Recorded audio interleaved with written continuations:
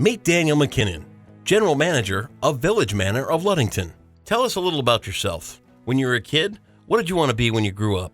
I've been married for 24 years. I have 4 children, 2 boys, 2 girls. I have a grandson now. What did I want to be when I grew up? I really didn't know what I wanted to be, but I knew who I wanted to be. I wanted to be a person of character, who had morality, who had good values. I wanted to be a loving father. I wanted to be a great husband. I wanted to be loved, and I wanted to love.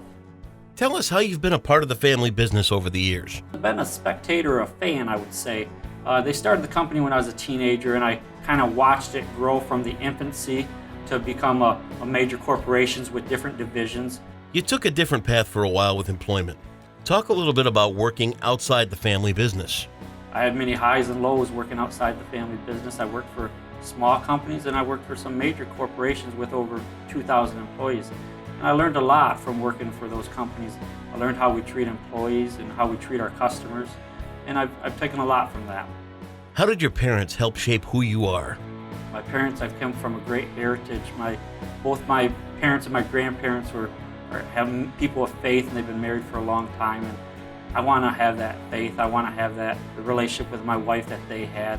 They've passed down great character, great morality, great values that I try to follow. Tell us about your priorities in life. What makes you, you? I'm a man of faith. I love God with all my heart, and I try to live for Him every day. I'm not perfect. I make mistakes, but God has a lot of grace, and I follow Him. And also, family is very important to me. My kids, my wife, those are my pride and joy. Speaking of your wife, Lisa, how'd you two meet? And how does she make you a better person? I met her when I was 16 years old, and we had a kid very young. And how she makes me better is every day she completes me. It really is that sappy love story. Without her, I don't think I would be the man who I am. And she grounds me, and she supports me when nobody else would support me. She's always there for me.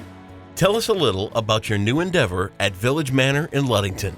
I've been in a production supervisor for the last 25 years, and to do something outside a factory element where we actually get a love on people and to serve them at the Village Manor, it's very exciting, it's very rewarding. It's totally different, but it's something that I love to do. What advice would you give anyone starting off in business? Have a passion for it, have a love for what you're doing.